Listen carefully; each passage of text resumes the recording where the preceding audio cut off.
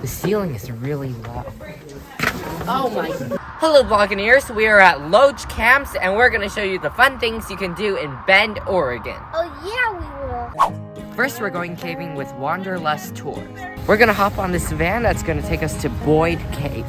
The shuttle will take about 25 minutes.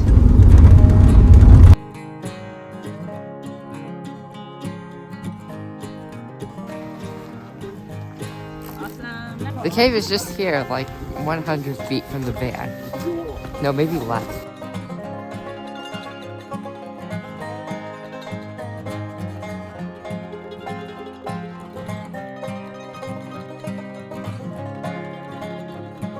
The cave is around 1,800 feet long, so it's not that long, but I think it'll take a while since we're climbing a lot of rocks. Whoa. Nice touch. It's pretty soft and it's very cold.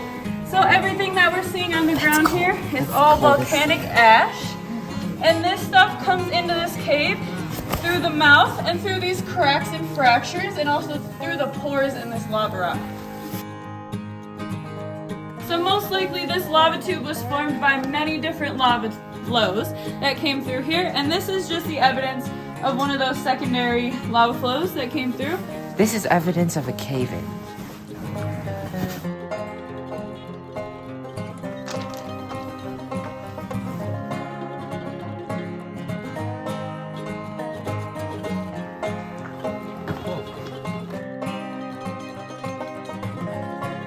I'm wearing shorts and the 45 degrees here isn't that bad because I think it's worse when there's like cold wind.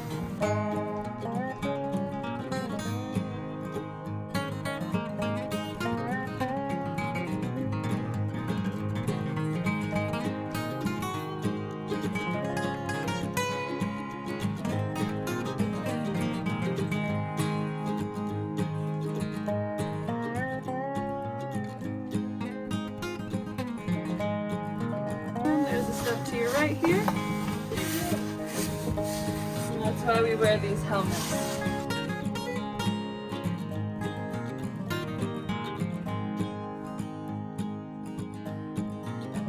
Through the hole you can see another lava tube.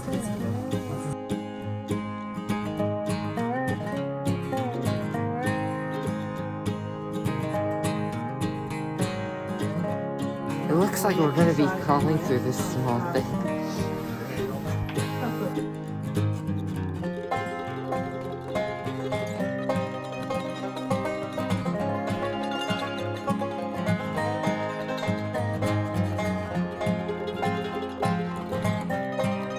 We just got out of the hardest section. There was so much rock climbing and now the cave is super flat.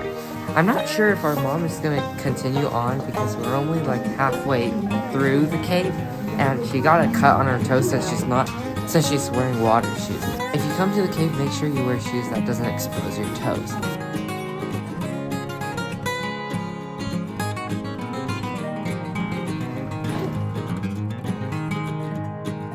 The ceiling is really low. Oh my. Right when I said it. Oh my god. About at the halfway point of the cave, this is our first crawl.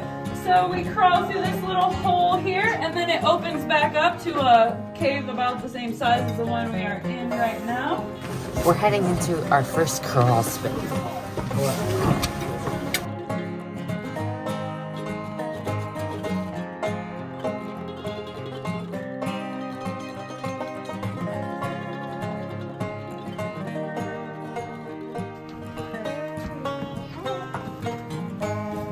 This is more popcorn than Alright, and then right here, there's some cool stuff coming out of the ceiling here. Does everyone see these little strings coming through these cracks? So those are roots of our rabbit brush plants that I pointed out. We're about 60 feet underground right now.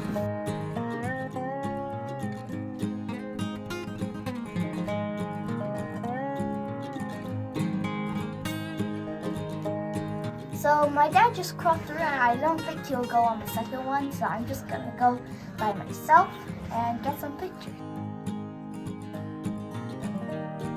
And I made it to the final cave. I'm the only one who made it here since I'm super small and I was able to fit through all the tiny cracks.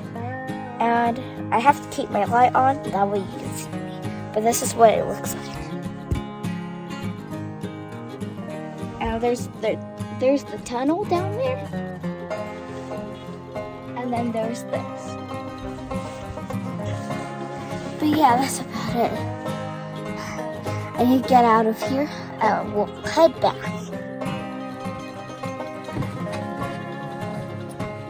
I made it! Oh, it was so tight down there. We're about to do total darkness and silence. And that is the caving experience with Wanderlust tours. My favorite part was the end because I was the only one who made it, and also you can get nice pictures. I liked sitting in total darkness because it's not every day you have that. Even my closet at home is not total darkness at all. And also I like climbing the rocks because it's adventurous, but it's not like super difficult. Wanderlust Tours has another cave tour that's more limited because the cave has bats. It's about twice the length of this one, but it's an easier walk. If you're looking for an adventure, we highly recommend caving with Wanderlust Tours in Bend, Oregon, because it's the best caving experience we've had so far. Now we are at the Chutes Historical Museum. It says Reed School because this used to be a school building from 1914 to 1979. This gallery is called Quarantine, Quinning, and Moonshine, Medical Stories from the Archives, and it includes the Great Influenza and COVID-19. So in the early years of Chutes County, dental care was non-existent or was very scarce. So what happened was that blacksmiths would often be the ones extracting teeth. This is the section on COVID-19. That was 2 years ago. Remember the days when there were so many public precautions? No stopping on bridge. This museum was founded on the 4th of July. So every 4th of July there's free admission. This book is an archive of old newspapers from the 1970s. Oh, these are their advertisements back then. Wait, $110? A car was $110? No? Hold on. Pajamas for $7 and $7.50. Not bad. I'm sure you can still find some for that price. Wait, what's 50 cents? Oh, socks, 50 cents. What else? They had comics back then. Oh, peanuts. They had peanuts. Beethoven never would have made it to Nashville. What did you say? They had peanuts back then. That's so cool. Now we're going up to the second floor. This looks like one of the classrooms when they used to have school here. I want to point out the noticeable age difference because these are for little humans, and then as you get bigger and bigger, I can sit on this chair, but not these. And you also see the change in difficulty level on the whiteboard. Here's 1 + 1 = 2, and here's the Pythagorean theorem. Because back then, all the grades were in one classroom. That must be pretty hard for the teacher and the students.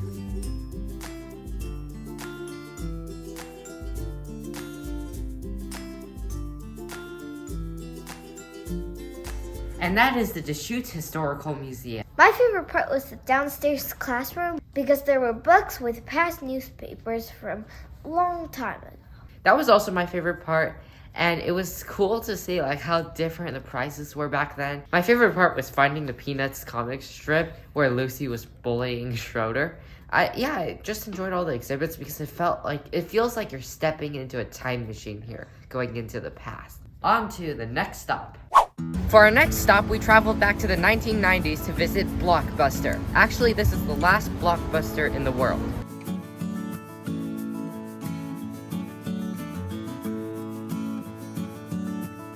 Blockbuster was a popular national chain back in the 90s, and this is where people would go to rent movies.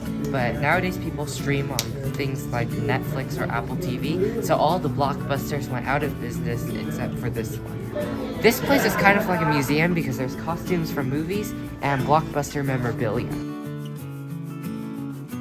We're back at Newberry National Volcanic Monument, and we're gonna hike the Paulina Falls Trail. The hike is only 0.5 miles round trip, and I can already hear the waterfall. There's so much to do at this national monument, and everything is spread out, so we couldn't do everything all yesterday, which is why we're back. Okay, so I think we skipped the hike. Watch out. I think we skipped the hike because like we just walked a few feet from the car and we found the waterfall. There's another viewpoint across the canyon or valley or whatever that is, so we're gonna go there. If you're wondering why I'm doing this, it's because there are mosquitoes here that are very pesky for me and blood. What? What did he say?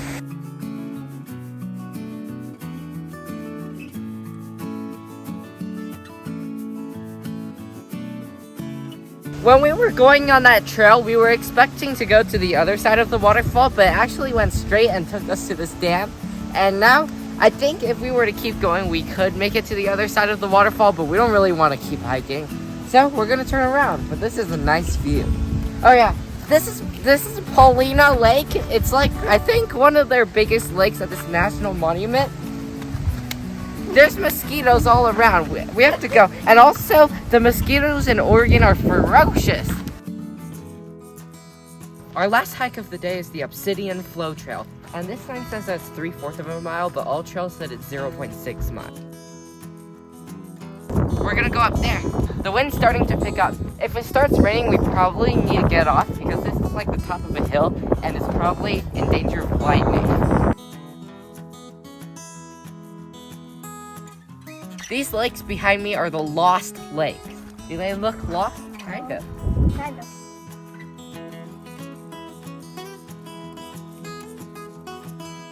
Those black things that you can see behind us, that's obsidian.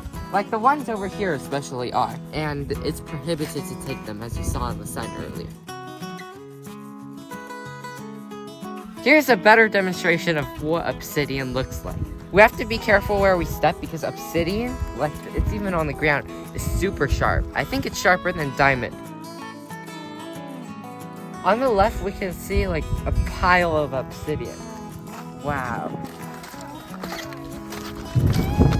Can we go? We just heard thunder in the distance, so we don't want to keep going up. We already saw the main thing, the field of obsidian and like obsidian around us. So we're good. We're gonna turn around to be safe. But if we were to go up, there would be a view of a lake. All right.